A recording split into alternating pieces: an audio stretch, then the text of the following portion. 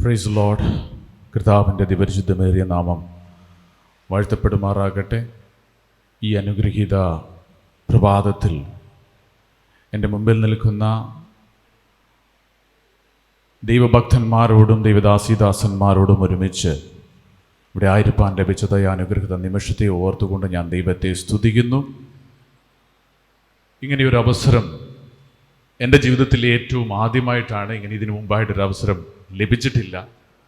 2004 ഞാൻ കർത്താവിൻ്റെ വേലയിലേക്ക് ഇറങ്ങി നോർത്ത് ഇന്ത്യയിലേക്ക് പോകുന്ന സമയത്ത് അന്ന് മുതൽ ഇന്ന് വരെയും സ്വർഗത്തിലെ ദൈവം എന്നെ പരിപാലിച്ചു. അടിയങ്ങളെ കുടുംബമായി കർത്താവിൻ്റെ വേല ചെയ്യുവാൻ സ്വർഗം സഹായിച്ചു. ഈ സമയം ഇവിടെ ഓടിക്കൊണ്ടിരിക്കുമ്പോൾ എനിക്ക് ഓർമ്മ വരുന്ന ഒരു കാര്യമാണ്, ക്രിസ്തുവിൻ്റെ വേലയിലായിരിക്കുന്ന നമ്മൾ ഓരോരുത്തർക്കും സമയം അധികമില്ല. ഞാനിവിടെ ഒരു ടാസ്ക് എഴുതിക്കൊണ്ട് വന്നിട്ടുണ്ട്. എന്നിൽ നിക്ഷിപ്തമായിരിക്കുന്ന സമയത്തിനുള്ളിൽ ഇരിക്കുക എന്നുള്ളത് എൻ്റെ ഉത്തരവാദിത്വമാണ് എന്ന് പറഞ്ഞതുപോലെ ക്രിസ്തുവിൻ്റെ വേലയിലായിരിക്കുന്ന നമ്മൾക്ക് ഓരോരുത്തർക്കും നമ്മുടെ സമയം അധികമില്ല. നമുക്ക് ചെയ്തെടുപ്പാൻ വളരെയധികമുണ്ട്. വയലേലകൾ വളരെയേറെയുണ്ട്, വേലക്കാരോ ചുരുക്കമാണ്. എന്നാൽ വില്യം കേറിമാർ ഈ കോൺഫറൻസിൽ നിന്ന് എഴുന്നേൽക്കട്ടെ. അനേകർ അവരുടെ കരളുകൾ പിടിക്കുവാൻ തക്കവണ്ണമായിട്ടുള്ളതായ ആൻഡ്രൂ ഫുള്ളർമാർ ഈ യോഗത്തിൽ നിന്ന് എഴുന്നേൽക്കട്ടെ എന്ന് ഞാൻ പ്രാർത്ഥിക്കുകയും ആശംസിക്കുകയും ചെയ്യുന്നു.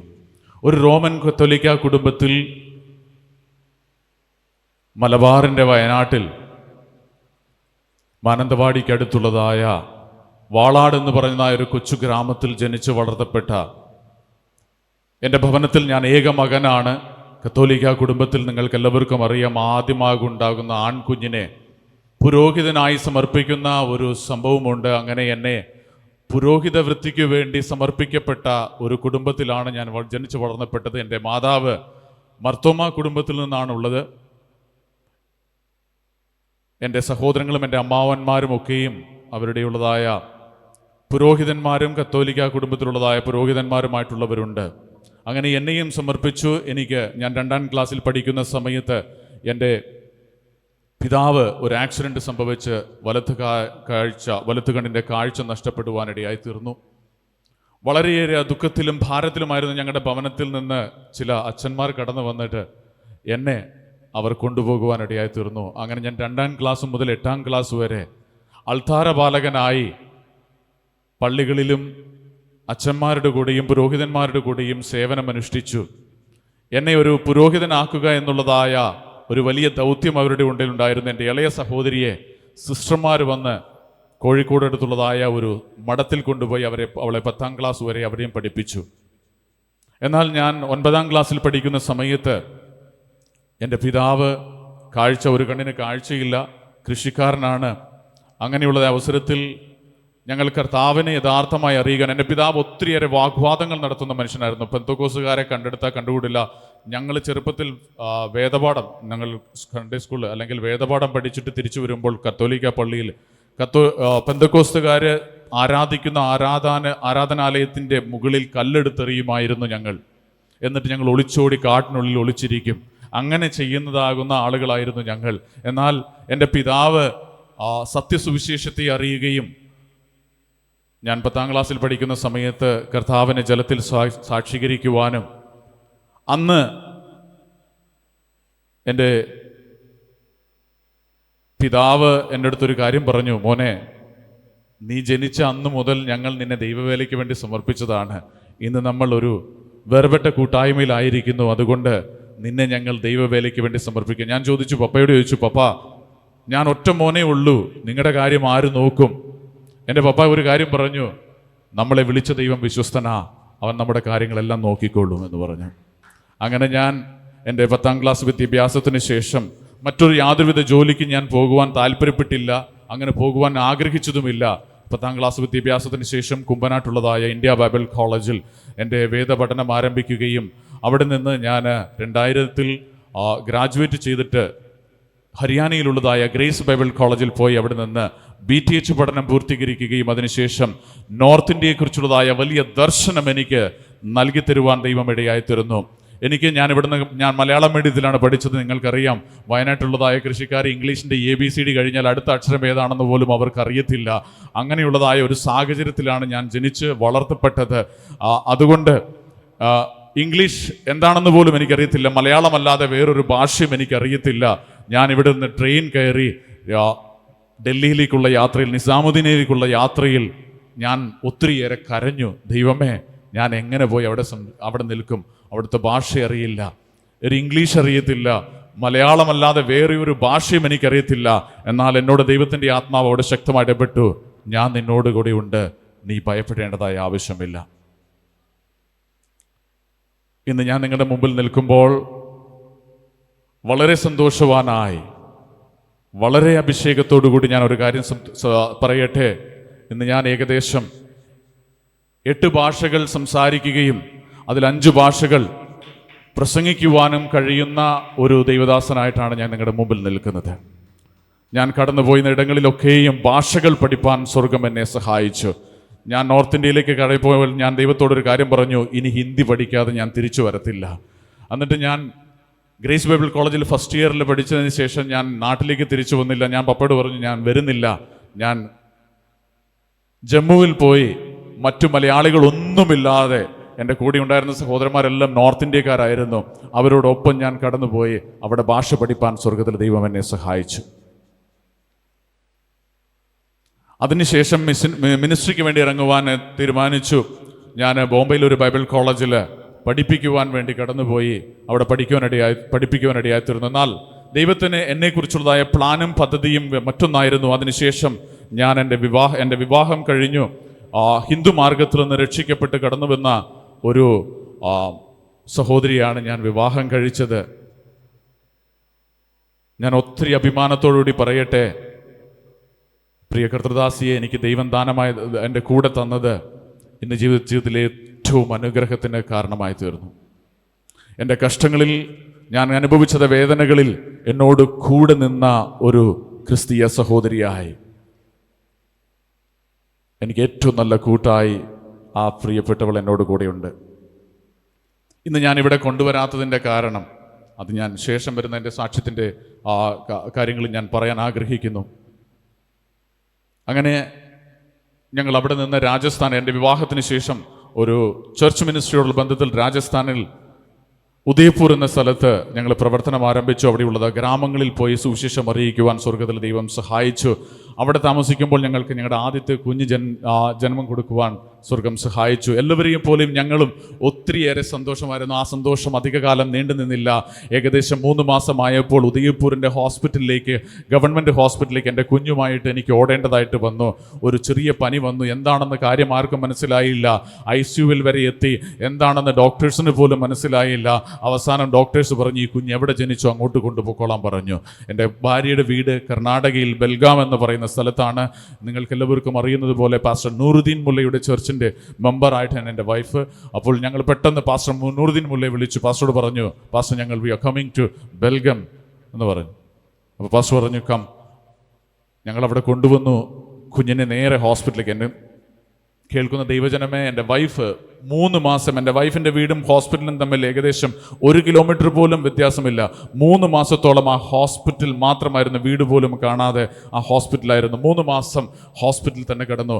എന്താ ആ അസുഖമെന്ന് ഡോക്ടേഴ്സിന്, ഏറ്റവും ബെസ്റ്റ് പീഡിയാട്രിക് ഹോസ്പിറ്റലുകൾ ഒന്നാണ് കേലി എന്ന് പറയുന്ന ഹോസ്പിറ്റൽ. അവിടെ കാണിച്ചു. എന്താ അസുഖമെന്ന് ആർക്കും മനസ്സിലാവുന്നില്ല. സെറിബ്രൽ പാൾസി എന്ന് ഡോക്ടേഴ്സ് പറഞ്ഞു, ആർക്കും മനസ്സിലാകുന്നില്ല. അവസാനം ഞങ്ങൾ ദൈവത്തോട് പറഞ്ഞു, ദൈവമേ എന്താണ്? ഞാൻ ഇവിടെ ഒരു സ്ലൈഡ് കൊണ്ടുവന്നു. ആ സ്ലൈഡിനുള്ളിൽ ഫസ്റ്റിലത്തെ വാക്യം ഇപ്രകാരം, യെശയ്യാപ്രവചൻ്റെ പുസ്തകം 43-ാം അധ്യായം അതിൻ്റെ 1-2 വാക്യങ്ങൾ അന്ന് ദൈവം എന്നോട് സംസാരിച്ച വാക്യമാണ്. ആ വാക്യമാണ്, ഇപ്പോഴോ യാക്കോബേ, നിന്നെ സൃഷ്ടിച്ചവനും നിന്നെ നിർമ്മിച്ചവനുമാകുന്ന യഹോവ ഇപ്രകാരം അരുളി ചെയ്യുന്നു, ഞാൻ നിന്നെ പേർ ചൊല്ലി വിളിച്ചിരിക്കുന്നു. നീ വെള്ളത്തിൽ കൂടി കടന്നു പോകുമ്പോൾ, അമേൻ, നീ നദിയിൽ കൂടി കടന്നു പോകുമ്പോൾ, നീ തീയിൽ കൂടി കടന്നു പോകുമ്പോൾ നീ ഭയപ്പെടേണ്ട, ഞാൻ നിന്നോട് കൂടെയുണ്ട്. ഈ വാക്യം ഇന്നും എന്നെ ധൈര്യം പകരുന്ന വചനമാണ്. ഞാനും എൻ്റെ വൈഫും ഒരിക്കൽ തീരുമാനമെടുത്തു, ഇനി നമുക്ക് മതി, ഇവിടുത്തെ ജീവിതമൊക്കെ മതി, നമുക്ക് തീർക്കാം, ഇതുകൊണ്ട് മതി ഈ കുഞ്ഞിങ്ങനെയൊരു ജീവിതം എന്തിനെന്ന് ഞങ്ങൾ പലപ്പോഴും ആലോചിച്ചു കൊണ്ടിരുന്ന സമയത്ത് ദൈവത്തിൻ്റെ ആത്മാവ് ഞങ്ങളോട് സംസാരിച്ച ഈ വചനമാണ്. ഈ വചനം ഞാൻ എവിടെ സാക്ഷ്യം പറഞ്ഞാലും ഈ വചനം പറയും. ദൈവം പറഞ്ഞു, ഞാൻ എന്നോട് പറഞ്ഞു, നീ യാക്കോബ് എന്നുള്ള സ്ഥലത്ത് നിന്റെ പേരൊന്ന് എടുത്ത് വായിക്കാൻ പറഞ്ഞു. ഇപ്പോഴോ ജോസഫെ, നിന്നെ വിളിച്ചവനും നിന്നെ നിർമ്മിച്ചവനുമാകുന്ന യഹോവ ഞാനാകുന്നു, നീ ഭയപ്പെടേണ്ട, ഞാൻ നിന്നെ പേർ ചൊല്ലി വിളിച്ചിരിക്കുന്നു, നീ കടന്നു പോകുന്ന അവസ്ഥയിൽ നിന്നോടുകൂടെ ഇറങ്ങി വരുവാൻ ഞാനുണ്ട് എന്നുള്ളതായ ആ വചനം എന്നെ ഒത്തിരിയേറെ ആശ്വാസം നൽകി തരുവാനിടയായി തീർന്നു. അതിനുശേഷം ഞങ്ങൾ കുഞ്ഞിനെ CMC വെല്ലൂരിൽ കാണിച്ചു. അവിടെ കാണിച്ചപ്പോഴാണ് കുഞ്ഞിൻ്റെ അസുഖം മനസ്സിലായത്. മെങ്കിസ് കെങ്കി ഹെയർ ഡിസീസ് എന്ന് പറയുന്ന ഒരു വളരെ അപൂർവങ്ങളിൽ അപൂർവമായ ഒരു രോഗമാണ് കുഞ്ഞിനെ പിടിപെട്ടിരിക്കുന്നത്. ആ കുഞ്ഞിന് കോപ്പർ ഡിഫിഷ്യൻസി ആയിരുന്നു. അതിനുശേഷം ആ കുഞ്ഞ്, ഡോക്ടേഴ്സ് ഞങ്ങളോട് പറഞ്ഞു, don't ever try for the next child എന്നാണ് ഞങ്ങളോട് പറഞ്ഞത്. അടുത്തൊരു കുഞ്ഞിന് വേണ്ടി നിങ്ങൾ ഒരിക്കലും ട്രൈ ചെയ്യരുത് എന്ന് ഞങ്ങളോട് പറഞ്ഞു. എന്നിട്ട് പറഞ്ഞു, ഈ കുഞ്ഞ് ജീവിച്ചാൽ 5 വയസ്സ് വരെ മാത്രമേ ജീവിക്കുകയുള്ളൂ. കോപ്പർ ഡിഫിഷ്യൻസി കാരണം ഹാർട്ടിനും ലിവറിനും കിഡ്നിയും എല്ലാം പതുക്കെ അത് വർക്ക് ചെയ്യാൻ പറ്റാതാകും. അങ്ങനെ അവസാനം ആ കുഞ്ഞ് മരിക്കുവാനിടയായി തീർന്നു. അങ്ങനെ ഒരു സുപ്രഭാതത്തിൽ 2007 ഡിസംബർ 12 അതിരാവിലെ 4 മണിക്ക് എൻ്റെ കൈവെള്ളയിൽ കിടന്ന് ആ കുഞ്ഞ് മരിക്കുമ്പോൾ ഞാൻ പോലും അറിഞ്ഞില്ല. ഞങ്ങൾ ഇങ്ങനെയാണ് ചെയ്തുകൊണ്ടിരുന്നത്. രാത്രി 12 മണി വരെ ഞാൻ കിടന്നുറങ്ങും. അതിനുശേഷം 12 മണിക്ക് ശേഷം ഞാൻ എഴുന്നേൽക്കുകയും വൈഫ് കിടന്നുറങ്ങുകയും അങ്ങനെ ചെയ്യുന്ന ഒരു അവസ്ഥയാണ് ഞങ്ങളുള്ളത്. രാവിലെ ഏകദേശം 3 മണി 3:30 ആയ സമയത്ത്, ഞാൻ കിടന്ന സമയത്ത് ഒരു 5 മിനിറ്റ് അല്ലെങ്കിൽ 2 മിനിറ്റെങ്കിലും ഞാൻ ജസ്റ്റ് ഒന്ന് മയങ്ങി കാണും. ആ സമയത്ത് ആ കുഞ്ഞ് നമ്മളെ വിട്ട് ഈ ലോകത്തിൽ നിന്ന് വേർപെട്ടു പോകുവാനിടയായി തീർന്നു. അതിനുശേഷം ഞങ്ങൾ ഒത്തിരി പ്രാർത്ഥിച്ചു. ഞങ്ങൾ പറഞ്ഞു, ഇനി മതി. എൻ്റെ വൈഫിനോട് ചോദിച്ചു, ഇങ്ങനെയൊരു ദൈവത്തെ നമ്മൾ എന്തിനു സേവിക്കണമെന്ന് പോലും ചോദിച്ചു. കാരണം അവളെ കുറ്റം പറഞ്ഞിട്ട് കാര്യമില്ല. കാരണം അവൾ വന്നത് ഒരു ഹിന്ദു ബാക്ക്ഗ്രൗണ്ടിൽ നിന്നായിരുന്നു. ദൈവത്തെക്കുറിച്ചുള്ള യഥാർത്ഥമായ ഒരു വെളിപ്പാടൊന്നും അവർക്കുണ്ടായിരുന്നില്ല. അങ്ങനെ ഞങ്ങൾ അവിടെ നിന്ന് ആദ്യമായിട്ട് ഞാൻ അരുണാചൽ പ്രദേശിലേക്ക് അവിടെ നിന്ന് യാത്രയായി. ഞാനൊരു വർഷത്തെ ബ്രേക്ക് എടുക്കാമെന്നുള്ള രീതിയിലാണ് ഞാൻ അവിടെ ചെന്നത്. എനിക്ക് അവിടെ ചെന്ന് കഴിഞ്ഞപ്പോൾ അരുണാചൽ പ്രദേശിനെ കുറിച്ചുള്ളതായ ഒരു ദർശനം ദൈവമായിട്ട് നൽകി തരുവാനിടയായി തീർന്നു. പക്ഷേ അവിടുത്തെ സാഹചര്യങ്ങൾ, അവിടുത്തെ ഭക്ഷണം, അവിടുത്തെ റോഡ്, അവിടുത്തെ ആളുകളുടെ സ്വഭാവം, ഇതൊക്കെ കണ്ടപ്പോൾ എനിക്ക് അവിടെ പറഞ്ഞു, ഇനി ഇവിടെ നിന്നാൽ ശരിയാകത്തില്ല, മതി, നമുക്ക് നോർത്ത് ഇന്ത്യ ആയിരിക്കും കുറച്ചുകൂടെ ബെറ്റർ. കാരണം അവിടെ പുഴുങ്ങിയതല്ലാതെ അവരൊന്നും കഴിക്കത്തില്ല. നായാട്ടിന് പോയിട്ട് കിട്ടുന്നതെല്ലാം ഞങ്ങൾക്കിവിടെ കുറച്ച് കഴിയുമ്പോൾ ഒരു ഫോട്ടോസ് വരും. ആ ഫോട്ടോസിൽ കാണും എലിയെ ചുട്ടുവെച്ച് ഉണക്കി വെച്ചിട്ടുണ്ട്. നമ്മൾ ചെല്ലുമ്പോൾ ആ സാധനം എടുത്ത് കണ്ടിച്ച് ആ വെള്ളത്തിനകത്തിട്ട് പുഴുങ്ങി 2 ഇഞ്ചിയും കുറച്ച് മുളകും മാത്രം ഇട്ടിട്ട് അല്പം ഉപ്പും ഇട്ടിട്ട് നമുക്ക് പുഴുങ്ങി തരും. സാറേ കഴിച്ചോ എന്ന് തരുന്ന അവസരമാണ്. ഞാൻ പറയട്ടെ, എനിക്ക് അന്ന് അതിനോട് മടുപ്പ് തോന്നി, വെറുപ്പ് തോന്നി. ഞാൻ ഇട്ടേച്ച് തിരിച്ചു പോന്നിട്ട് ഞാൻ തിരിച്ച് ഒറീസയ്ക്ക് പോയി. ഒറീസയിൽ കലഹണ്ടി എന്ന് പറയുന്ന സ്ഥലത്ത് ഞാൻ ദൈവത്തിൻ്റെ വേലയിൽ ആരംഭിച്ചു. അവിടെ ചില കുഞ്ഞുങ്ങളെ ട്രെയിൻ ചെയ്തെടുപ്പാൻ സ്വർഗത്തിലെ ദൈവം സഹായിച്ചു. അതിനുശേഷം ഏകദേശം 32ഓളം സഭകൾ അവിടെ ഒറീസയിൽ കലഹണ്ടിയിലും കന്തമാലിലും കോരാപ്പുട്ട് എന്ന് പറയുന്ന സ്ഥലങ്ങളിലൊക്കെയും സ്ഥാപിക്കുവാൻ സ്വർഗത്തിൽ ദൈവം സഹായിച്ചു. ഏകദേശം 16ഓളം മിഷണറിമാർ അവിടെ കർത്താവിൻ്റെ വേല ചെയ്യുന്നു. അവിടെ അതിൻ്റെ ചുമതല കൂടെ ദൈവം എനിക്ക് നൽകി തന്നിട്ടുണ്ട്. എല്ലാ 3 മാസം കൂടുമ്പോഴും അവിടെ പോകുവാനും കർത്താവിൻ്റെ വേല ചെയ്യുവാനും സ്വർഗം സഹായിച്ചു കൊണ്ടിരിക്കുന്നു. അങ്ങനെ ഞങ്ങളായിരിക്കുന്ന സമയത്താണ് അടുത്ത കുഞ്ഞിന് ഞങ്ങൾ 2009 കർത്താവ് ഞങ്ങൾക്ക് ദാനമായ ഒരു കുഞ്ഞിനെ തന്നു. ആ കുഞ്ഞ് 10ാം ക്ലാസ്സിൽ എക്സാം എഴുതി ഏകദേശം 76% മാർക്ക് മേടിച്ച് പാസ്സാകുവാൻ സ്വർഗത്തിലെ ദൈവം സഹായിച്ചു. അതിനുശേഷം 2012 അടുത്തൊരു കുഞ്ഞ് ഞങ്ങൾക്ക് ജനിക്കുവാനിടയായി തീർന്നു. ആ കുഞ്ഞിനും സെയിം അസുഖം, മെങ്കിസ് കെങ്കി ഹെയർ ഡിസീസ് എന്ന് പറയുന്ന ആ അസുഖം ബാധിക്കുവാനിടയായി തീർന്നു. ഞങ്ങൾ ആ കുഞ്ഞിനെ കാണിച്ചുകൊണ്ടിരുന്നത് അമൃത ഹോസ്പിറ്റലിലാണ്. അമൃത ഹോസ്പിറ്റലിലെ ഏറ്റവും ബെസ്റ്റ്, ഈ അസുഖത്തിന് ഏറ്റവും ബെസ്റ്റായിട്ടുള്ള ആ ഡോക്ടറെ കാണിച്ചു. ഡോക്ടർ പറഞ്ഞു, ഇതിന് മരുന്നില്ല, ഈ മരുന്ന് നമുക്ക് കിട്ടണമെങ്കിൽ വളരെ ബുദ്ധിമുട്ടാണ്, ഞങ്ങൾ ശ്രമിച്ചു നോക്കാം.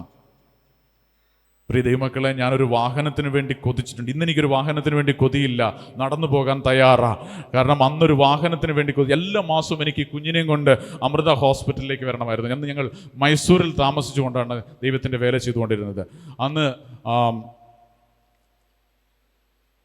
എല്ലാ മാസവും ഞങ്ങൾക്ക് അമൃത ഹോസ്പിറ്റലിലേക്ക് വരണം. എൻ്റെ ഒരു സുഹൃത്ത് എന്നോട് പറഞ്ഞു, പാസ്റ്ററെ പേടിക്കണ്ട, എൻ്റെ വാഹനത്തെ ഉപയോഗിക്കാമെന്ന് പറഞ്ഞു. അങ്ങനെ അദ്ദേഹത്തിൻ്റെ വാഹനമായിട്ട് എല്ലാ മാസവും ഞാൻ വരുമായിരുന്നു. പ്രിയമുള്ള ദൈവജനമേ, എൻ്റെ ജീവിതത്തിൽ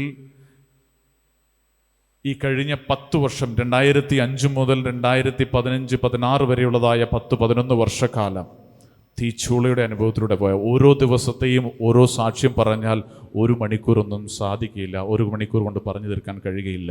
ഞാൻ നടന്നുപോയി എൻ്റെ കുഞ്ഞിന് വേണ്ടി മരുന്ന്, കിലോമീറ്ററുകൾ നടന്നുപോയി കുഞ്ഞിന് വേണ്ടി മരുന്ന്. കാരണം മരുന്ന് കൊടുക്കാതിരിക്കുമ്പോൾ ആ കുഞ്ഞ് കിടന്ന് കരയും.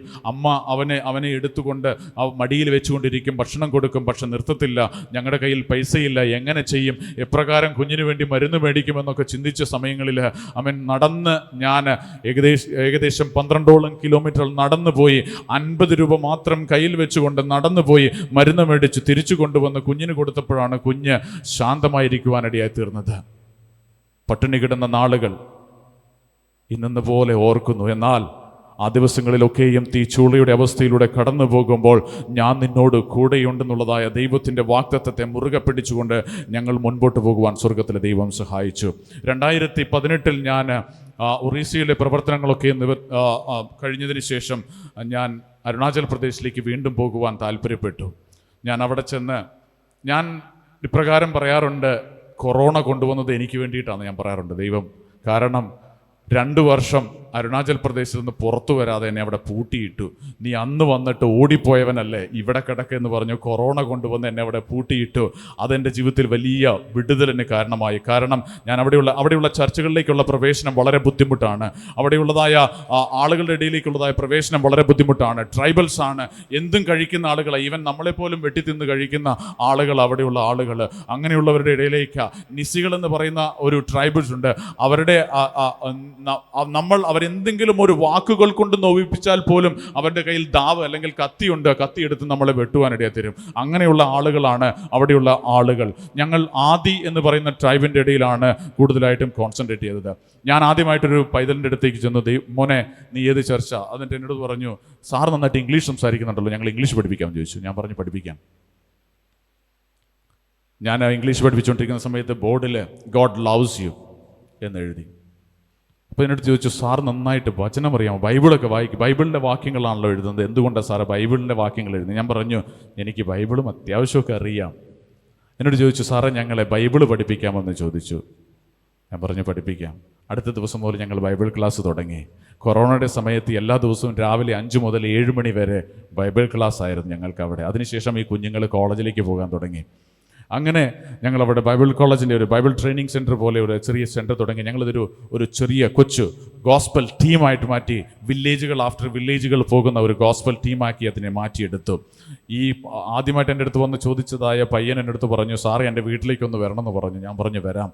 എന്തിനാ മോനെ? ഇന്ന് രാത്രി ഞങ്ങളുടെ വീട്ടിൽ വെച്ചാ ഭക്ഷണമെന്ന് പറഞ്ഞു. ഞാൻ ഒത്തിരിയേറെ സന്തോഷിച്ചു. ഇന്ന് വീട്ടിൽ ഭക്ഷണം ഉണ്ടാക്കേണ്ട, കൊറോണ സമയത്താണ് വീട്ടിലാരെങ്കിലും ഞാൻ ഒറ്റയ്ക്ക് വേണം താമസിക്കുന്നത്, ഞാൻ ഭക്ഷണം ഉണ്ടാക്കണ്ടല്ലോ എന്ന് വിചാരിച്ച് മോൻ്റെ വീട്ടിലേക്ക് ചെന്നു. അവനോട് പറഞ്ഞു, എന്താ ഭക്ഷണം ഉണ്ടാക്കിയത്? അവൻ പറഞ്ഞു, ഞങ്ങൾ കാട്ടിൽ പോയി ഒരു സാധനത്തെ കൊണ്ടുവന്നിട്ടുണ്ട്, എന്താണെന്ന് ചോദിച്ചു. അവൻ പറഞ്ഞു, അത് കഴിച്ചു നോക്കിയിട്ട് പറഞ്ഞാൽ മതി എന്ന് പറഞ്ഞു. നന്നായിട്ട് പുഴുങ്ങി നല്ല വെളുത്ത നിറത്തിലിരിക്കുക. മീനൊക്കെ പുഴുങ്ങുന്ന സമയത്ത് മീനൊക്കെ അതുപോലെ തന്നെയാണ് പുഴുങ്ങുന്നത്. ഞാൻ അവനോട് ചോദിച്ചു, മോനെ നീ എന്താ ഇത് കഴുകാതെ പുഴുങ്ങുന്നത്? വെള്ളത്തിൽ കിടക്കുന്ന ഇത്രയും വർഷക്കാലം വെള്ളത്തിൽ കിടക്കുന്ന മീനിനെ പിന്നെയും പിടിച്ചു കൊണ്ടുവന്ന് കഴുകേണ്ട ആവശ്യമുണ്ടോ എന്ന് എൻ്റെ അടുത്ത് അവൻ ചോദിച്ചത്. അവൻ അതുപോലെ തന്നെ പുഴുങ്ങി തന്നു. എൻ്റെ അടുത്ത് ഞാൻ ചോദിച്ചത് എന്താ മോനെന്ന് ചോദിച്ചു. ഭക്ഷണമെല്ലാം കഴിച്ചതിന് ശേഷമാണ് ചോദിച്ചത്, എന്താ മോനെ ചോദിച്ചു. ഒന്നുമല്ല, പാമ്പാന്ന് പറഞ്ഞു. ഇന്ന് ആ മോൻ എൻ്റെ കൂടെയുണ്ട്. എന്നെ അബു എന്നാണ് വിളിക്കുന്നത്, അപ്പ എന്നാണ് വിളിക്കുന്നത്. ആ മോൻ എൻ്റെ കൂടെയുണ്ട്. അവൻ്റെ വിവാഹം കഴിഞ്ഞു. ഞാൻ പറയട്ടെ, ഇന്ന് ഏകദേശം 67ഓളം കുഞ്ഞുങ്ങൾ, യൗവനസ്ഥരായ കുഞ്ഞുങ്ങൾ എന്നോട് കൂടെയുണ്ട്. അവിടെ കോളേജിൽ പഠിപ്പിക്കുകയും ചെയ്യുന്നതാകുന്ന 67ഓളം കുഞ്ഞുങ്ങൾ. ഇന്ന് എൻ്റെ വാട്സപ്പിൻ്റെ ഗ്രൂപ്പിൽ മക്കൾസ് എന്നാണ് എഴുതിയിരിക്കുന്നത്. ഞാൻ ആ കുഞ്ഞുങ്ങൾക്ക് എല്ലാവരുടെയും പേര് എന്നുവെച്ചാൽ അങ്ങനെയുള്ളതായ 67 കുഞ്ഞുങ്ങളെ ദൈവം അവിടെ നൽകി തരുവാനിടയിൽ തന്നു. എനിക്ക് 2 കുഞ്ഞുങ്ങളെ നഷ്ടമായപ്പോൾ സ്വർഗത്തിലെ ദൈവം അമേൻ സ്തോത്രം ആത്മീകമാകുന്ന കുഞ്ഞുങ്ങളെ ജനിപ്പിക്കുവാൻ തക്കവണ്ണം എന്നെയും എൻ്റെ കുടുംബത്തെയും എടുത്ത് ഉപയോഗിക്കുന്നു. കഴിഞ്ഞ വർഷം ഞങ്ങൾ 2023 ഡിസംബർ മാസത്തിൽ ഞങ്ങൾ ഒരു കോൺഫറൻസിനോടുള്ള ബന്ധത്തിൽ, ഞങ്ങൾ നടത്തുന്ന ഒരു യൂത്ത് മീറ്റിങ്ങിനോടുള്ള ബന്ധത്തിൽ ഒരു സ്ഥലത്ത് നിന്ന് കഴിഞ്ഞപ്പോൾ അവിടെ ഒരു ഫാമിലി ഇതുപോലെ ഇരിക്കുക. ഫാമിലി എൻ്റെ ഞങ്ങളെ ക്ലാസ്സുകൾ, ആരാധന, മീറ്റിങ്ങുകളൊക്കെയും കഴിഞ്ഞപ്പോൾ ആ ഫാമിലി മുൻപോട്ട് കടന്നു വന്നിട്ട് ചോദിച്ചു, ജോസഫ് പാസ്റ്റർ, എന്നെ ജിനു എന്നാണ് വിളിക്കുന്നത് അവിടെ, എൻ്റെ വിളിപ്പേര് ജിനു എന്നാണ്. അപ്പോൾ ജിനു സാറേ ഒരു കാര്യം ചെയ്യാമോ എന്ന് ചോദിച്ചു. ഞാൻ സാറിന് വേണ്ടി സ്ഥലം തരാം, ഞങ്ങൾ താമസിക്കുന്ന സ്ഥലത്ത് നിങ്ങൾ ഒരു ബൈബിൾ ട്രെയിനിങ് സെൻറ്റർ തുടങ്ങാൻ താല്പര്യപ്പെടുന്നു എന്ന് ചോദിച്ചു. ഞാൻ പറഞ്ഞു സന്തോഷത്തോട് ദൈവത്തെ സ്തുതിച്ചു.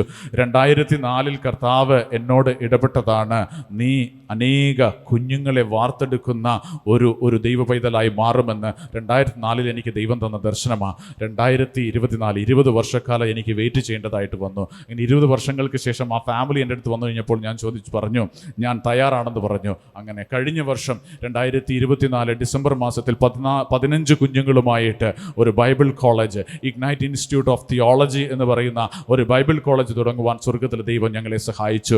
ഈ കഴിഞ്ഞ മാസം ഏപ്രിൽ മാസം 11-ാം തീയതി 1 വർഷം പൂർത്തിയായി. ആ കുഞ്ഞുങ്ങൾ ഇപ്പോൾ അടുത്ത ബാച്ചിലേക്കുള്ള കുഞ്ഞുങ്ങൾക്ക് വേണ്ടിയുള്ളതായ താമസിക്കുവാനുള്ള സൗകര്യത്തിന് വേണ്ടിയുള്ള സഹകരണങ്ങൾ ഒരുക്കുകയാണ്. അതിൻ്റെ സമയത്താണ് ഏകദേശം ഞങ്ങൾക്കവിടെ ഒരു പ്രെയർ സെൻ്ററുണ്ട്. ആ പ്രെയർ സെൻ്റർ 24 മണിക്കൂറും പ്രാർത്ഥന നടക്കുന്ന സ്ഥലമാണ്. അക്രൈസ്തവരായിട്ടുള്ളതായ ആളുകൾ കടന്നു വരികയും അവിടെ താമസിക്കുകയും അവർക്ക് വേണ്ടി പ്രാർത്ഥിക്കുകയും വിടുതൽ പ്രാപിക്കുകയും രോഗസൗഖ്യവും ഭൂതശാന്തിയും ഒക്കെയും പ്രാപിക്കുകയും അവർ ക്രിസ്തുവിനെ അറിയുകയും അതിനുശേഷം അവർ വിശ്വാസ സ്നാനം ഏറ്റിട്ട് അവിടെ നിന്ന് കടന്നു പോകുകയും അങ്ങനെ അവർ പോകുന്ന വില്ലേജുകളിൽ ചർച്ചുകൾ ഇല്ല എങ്കിൽ ഞങ്ങൾ അവിടെ ചർച്ച് സ്ഥാപിക്കുവാൻ പുതിയ പാസ്റ്ററെ അല്ലെങ്കിൽ പുതിയ മിഷണറിമാരെ അങ്ങോട്ട് അയക്കുകയും ചെയ്യുന്നു. അവരുടെ എവിടെയെങ്കിലും, കാരണം അവിടെയുള്ള വില്ലേജുകളിൽ 40ഉം 50ഉം കുടുംബങ്ങൾ മാത്രമുള്ള വില്ലേജുകളാണ്. ഏറ്റവും വലിയ വില്ലേജ് എന്ന് പറഞ്ഞു കഴിഞ്ഞാൽ 200 വീടുകളുള്ള വില്ലേജുകളാണ്. അങ്ങനെയുള്ള വില്ലേജുകളിൽ നമ്മൾ പോയി ഒരു 10ഓ 100ഓ അല്ലെങ്കിൽ മറ്റുള്ള ചർച്ചുകൾ സ്ഥാപിക്കേണ്ട ആവശ്യമില്ല. അവിടെയുള്ള പാസ്റ്ററിനെ കോൺടാക്ട് ചെയ്ത് ഞങ്ങൾ അവരെ അങ്ങോട്ട് സമർപ്പിക്കും. ഇല്ല, അവിടെ ചർച്ചുകളില്ല എങ്കിൽ ഞങ്ങൾ അവിടെ ചർച്ചുകൾ സ്ഥാപിക്കും. അങ്ങനെ ഏകദേശം 5ഓളം ചർച്ചുകൾ സ്ഥാപിക്കുവാൻ സ്വർഗത്തിലെ ദൈവം അവിടെ സഹായിച്ചു. അവിടെയുള്ള ലോക്കലായിട്ടുള്ള പാസ്റ്റേഴ്സിനെ അവിടെ അപ്പോയിൻമെൻറ്റ് ചെയ്തിരിക്കുന്നു. ഇപ്പോൾ കുഞ്ഞുങ്ങൾ പഠിച്ചുകൊണ്ടിരിക്കുന്നു. അടുത്ത ബാച്ചിലേക്കുള്ള കുഞ്ഞുങ്ങളെ ഞങ്ങൾ എടുക്കുവാൻ ആഗ്രഹിക്കുന്നു. അടുത്തത് ആസാമിൽ നമ്മൾ പുതിയതായിട്ട് ഏകദേശം 10ഓളം കുഞ്ഞുങ്ങൾ ഓൾറെഡി രജിസ്റ്റർ ചെയ്ത് കഴിഞ്ഞിരിക്കുന്നു. അവിടെ ഒരു ട്രെയിനിങ് സെൻറ്റർ തുടങ്ങുവാൻ തക്കവണ്ണം ആഗ്രഹിക്കുന്നു. ഞങ്ങളുടെ ഏറ്റവും വലിയ ദർശനം എന്ന് പറയുന്നത് ലോക്കലായിട്ടുള്ള കുഞ്ഞുങ്ങളെ അവിടെ നിന്ന് എഴുന്നേൽപ്പിക്കുകയും അവരെ ട്രെയിൻ ചെയ്യുകയും അവരുടെ ഇടയിലേക്ക് അവരെ തന്നെ പറഞ്ഞയക്കുകയും അവരുടെ സ്വന്തം ഭാഷകളിൽ അവർ കർത്താവിനെ അറിയിക്കുകയും ചെയ്യുക എന്നുള്ളതായ ഒരു വലിയ ദർശനമാണ് സ്വർഗത്തിൽ ദൈവം ഞങ്ങൾക്ക് തന്നിരിക്കുന്നത്. ഇന്ന് ഏകദേശം സൺഡേ സ്കൂളിന് 165ഓളം കുഞ്ഞുങ്ങൾ അവിടെ സൺഡേ സ്കൂൾ പഠിക്കുന്നുണ്ട്. ഞങ്ങൾക്കൊരാഗ്രഹമുണ്ട് അവിടെയുള്ളതായ എല്ലാ ചർച്ചുകളിലും സൺഡേ സ്കൂൾ ആരംഭിക്കുക എന്നുള്ളത്. കാരണം നമ്മുടെ ചർച്ചുകളെല്ലാം ബാപ്റ്റിസ്റ്റ് ചർച്ചുകളാണ്. ആ ചർച്ചുകളിലൊക്കെയും സൺഡേ സ്കൂൾ ആരംഭിക്കുക എന്നുള്ളതായ ദർശനം ദൈവം ഞങ്ങൾക്ക് നൽകി തന്നിട്ടുണ്ട്. അപ്പോൾ ഞങ്ങൾ അതിനു വേണ്ടിയിട്ടുള്ളതായ പുറപ്പാടിലാണ്. ഇന്ന്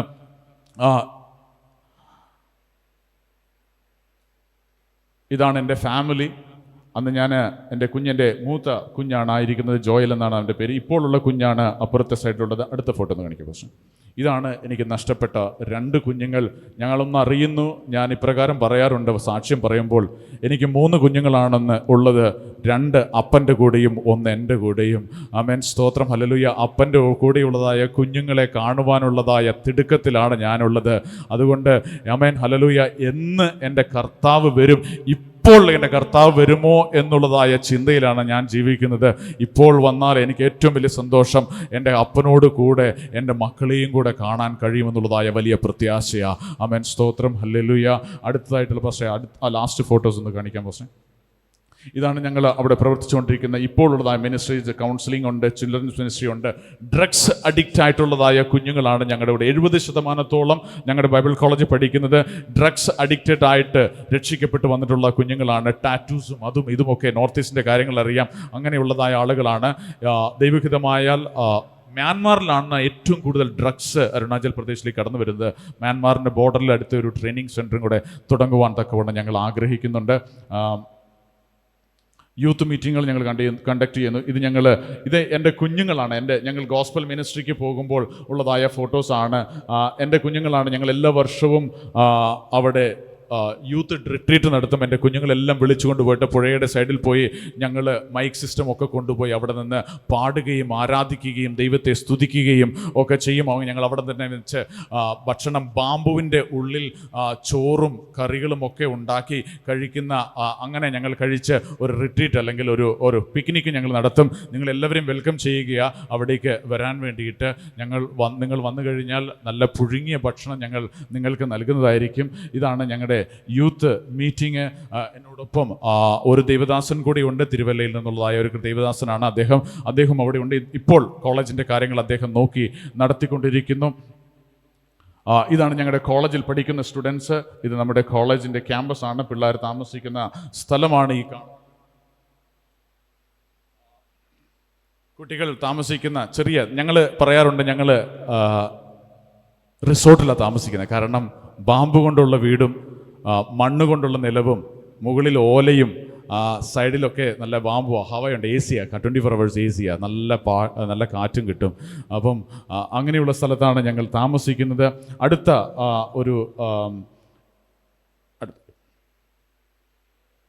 ഇതാണ് ഞങ്ങൾ കഴിച്ചുകൊണ്ടിരിക്കുന്ന ഭക്ഷണം. കണ്ടോ നിങ്ങൾ? അതിന് മുമ്പിൽ ഏറ്റവും ടോപ്പിൽ കാണും എലിയെ ഉണക്കി വെച്ചിരിക്കുന്നതാണ്.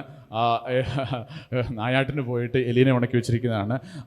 അങ്ങനെ ഭക്ഷണം ഒക്കെയാണ് നിങ്ങൾ കാണുന്നത്. ഞങ്ങൾ ട്രാവലിങ്ങിൻ്റെ തൂക്കുപാലത്തിലേക്കൂടെയൊക്കെ കടന്നു പോകുന്നത് നിങ്ങൾ കാണാൻ കഴിയും. ഞങ്ങൾ കഴിഞ്ഞ പ്രാവശ്യം പോയപ്പോൾ ഏകദേശം 10 കിലോമീറ്ററോളം തൂക്കുപാലം കഴിഞ്ഞിട്ട് നടന്നു പോകേണ്ടതായിട്ടുള്ള അവസ്ഥകളൊക്കെ ഉണ്ട്. എന്നാൽ സ്വർഗത്തിലെ ദൈവം വളരെ സന്തോഷമായിട്ട് ആ ക്രിസ്തുവിൻ്റെ വേല ചെയ്തെടുപ്പാൻ ദൈവം ഞങ്ങളെ സഹായിച്ചുകൊണ്ടിരിക്കുന്നു. ദൈവം നമ്മളെ ഓരോരുത്തരെയും സഹായിക്കട്ടെ. നിങ്ങൾ ഞങ്ങൾക്ക് വേണ്ടി പ്രാർത്ഥിക്കണം. ഞങ്ങൾ അടുത്തതായിട്ട് ഇതാണ് ഞങ്ങൾക്ക് ഏകദേശം 1/2 ഏക്കറോളം സ്ഥലം ആ ടൗണിനകത്ത് പാസിഗഡ് എന്ന് പറയുന്ന സ്ഥലത്ത്, ഈസ്റ്റ് സിയാങ് ഡിസ്ട്രിക്റ്റിൽ പാസിഗഡ് എന്ന് പറയുന്ന സ്ഥലം ഞാൻ വർക്ക് ചെയ്തുകൊണ്ടിരുന്നത് അപ്പർ സിയാങ് ഡിസ്ട്രിക്റ്റിലായിരുന്നു. ചൈന ബോർഡർ ആയിരുന്നു ഞാൻ വർക്ക് ചെയ്തുകൊണ്ടിരുന്നത്. എന്നാൽ ഇപ്പോൾ ബൈബിൾ കോളേജിനുള്ള ബന്ധത്തിൽ ഈസ്റ്റ് സിയാങ് ഡിസ്ട്രിക്റ്റിൽ പാസിഗഡ് എന്ന് പറയുന്ന സ്ഥലത്ത് ഞങ്ങൾ ഷിഫ്റ്റായി കഴിഞ്ഞ വർഷം. അവിടെ നമുക്കൊരു 1/2 ഏക്കർ സ്ഥലം കിട്ടി. അതിനകത്ത് പണിയാൻ പോകുന്ന ഷെഡാണ്. ഇപ്പം ആ ഹോസ്റ്റലിന് വേണ്ടിയിട്ടുള്ളതായ ബാമ്പു ഒക്കെ വെട്ടിക്കൊണ്ടിരിക്കുന്നു. കുഞ്ഞുങ്ങൾ ഇലയും വെട്ടിക്കൊണ്ടിരിക്കുന്നു. ഇല വെട്ടുമ്പോൾ ഭക്ഷണം കഴിക്കാനുള്ള ഇലയല്ല, മുകളിൽ ഇടാനുള്ളതായ ഇലയാണ്. നമ്മുടെ നല്ല രസമുള്ള സ്ഥലമാണ്. ഞാൻ എല്ലാവരെയും അങ്ങോട്ട് വരുവാൻ വേണ്ടി ആഹ്വാനം ചെയ്യുന്നു. നിങ്ങൾ വരിക, കാണുക. യോഹന്നാൻ്റെ ശിഷ്യന്മാർ യേശു അതുവഴി കടന്നു പോകുമ്പോൾ യോഹന്നാൻ പറഞ്ഞു, ഇതാ ലോകത്തിൻ്റെ പാപത്തെ ചുമക്കുന്ന ദൈവത്തിൻ്റെ കുഞ്ഞാട്. അപ്പോൾ യോഹന്നാൻ്റെ ശിഷ്യന്മാർ യേശുവിനോട് അടുക്കൽ ചെന്നിട്ട് പറഞ്ഞു, നീ ഇരിക്കുന്നിടത്ത് ഞങ്ങളും വരുവാൻ ആഗ്രഹിക്കുന്നു. അപ്പോൾ യേശു പറഞ്ഞു, നിങ്ങൾ വന്ന് കാൺമിൻ എന്ന് പറഞ്ഞു. അങ്ങനെ വന്ന് കണ്ടതിന് ശേഷം അവർ തിരിച്ചു വന്ന് പത്രോസിനോട് പറയുന്നൊരു കാര്യം, ഞങ്ങൾ യേശുവിനെ സാക്ഷാൽ രക്ഷകനെ കണ്ടു. ഈ കുഞ്ഞുങ്ങളൊക്കെ ഇവിടെ വന്ന് കണ്ടു കഴിയുമ്പോഴാണ് എൻ്റെ കുഞ്ഞുങ്ങൾ കർത്താവിനെ യഥാർത്ഥമായിട്ട് അറിയുന്നത്. ഞങ്ങൾക്ക് സ്നേഹിപ്പാനല്ലാതെ ഞങ്ങളുടെ കയ്യിൽ മറ്റൊന്നുമില്ല. നാളെ എങ്ങനെയൊന്നുമില്ല. കഴിഞ്ഞൊരു വർഷം ഞാൻ അവിടെ ആയിരുന്ന സമയത്ത് ഞാനൊരു സ്കൂളിൽ പഠിപ്പിക്കുകയും അപ്പോഴൊപ്പം തന്നെയാണ് ഈ കുഞ്ഞുങ്ങളെല്ലാം ഡെവലപ്പ് ചെയ്ത് കൊണ്ടുവന്നത്. കഴിഞ്ഞ വർഷം ഞാനത് വിട്ടു. ഈ കഴിഞ്ഞൊരു വർഷം എങ്ങനെ പോയി എന്ന് ഞങ്ങളോട് ചോദിച്ചാൽ ഞങ്ങൾക്കൊന്നേ പറയാനുള്ളൂ, ദൈവം നടത്തി. വരും വർഷങ്ങളിൽ എങ്ങനെ പോകുമെന്ന് ചോദിച്ചാൽ ഞങ്ങൾക്കൊന്നേ പറയാനുള്ളൂ, ദൈവം നടത്തും. വിളിച്ച ദൈവം വിശ്വസ്തൻ. അവൻ വാക്കു പറഞ്ഞാൽ മാറുകയില്ല. അന്ത്യത്തോളം വഴി നടത്തും. 1 മിനിറ്റ് 56 സെക്കൻഡ് മാത്രം എനിക്കുള്ളൂ. ഞാനൊരു കാര്യം പറയട്ടെ, ഇനി എത്ര കാലം ഇവിടെ ഇരിക്കുന്ന യവനസ്ഥരോട് മാത്രമായിട്ട് ഞാനൊരു കാര്യം പറയട്ടെ, നമുക്ക് ഈ ഭൂമിയിൽ എത്ര കാലമുണ്ട് എന്ന് നമുക്കറിയില്ല. ആര് പോകുവാൻ തയ്യാറാകും?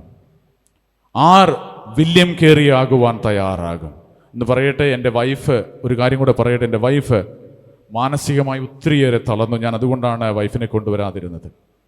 മാനസികമായി ഒത്തിരിയേറെ തളർന്നിരിക്കുകയാണ്. അവളെന്നോട് ചോദിച്ചു, അച്ഛാ, ഹൗ വിൽ വി? നമ്മളെപ്രകാരം? ഞാൻ അവളെ എപ്പോഴും പറയാറുള്ളതായ ആ വാക്യമാണ് യെശയ്യാ പ്രവചനത്തിലെ വാക്യം, നമ്മൾ ഭയപ്പെടേണ്ട ആവശ്യമില്ല, ദൈവം നമ്മോട് കൂടെയുണ്ട്. അവളെൻ്റെ അടുത്ത് ഇങ്ങനെ ഒരു കാര്യം കൂടെ പറഞ്ഞു, അച്ഛാ, ഞാൻ തിരിച്ച് അതേ മാർഗത്തിലേക്ക് പോയാലോ? ഞാൻ പറഞ്ഞു നോ. അവൾ ഒത്തിരി മാനസികമായി തളർന്നിട്ടാണ് ഇതെല്ലാം പറയുന്നത്. 2 കുഞ്ഞുങ്ങളെ നഷ്ടപ്പെട്ടു. ജീവിതത്തിൽ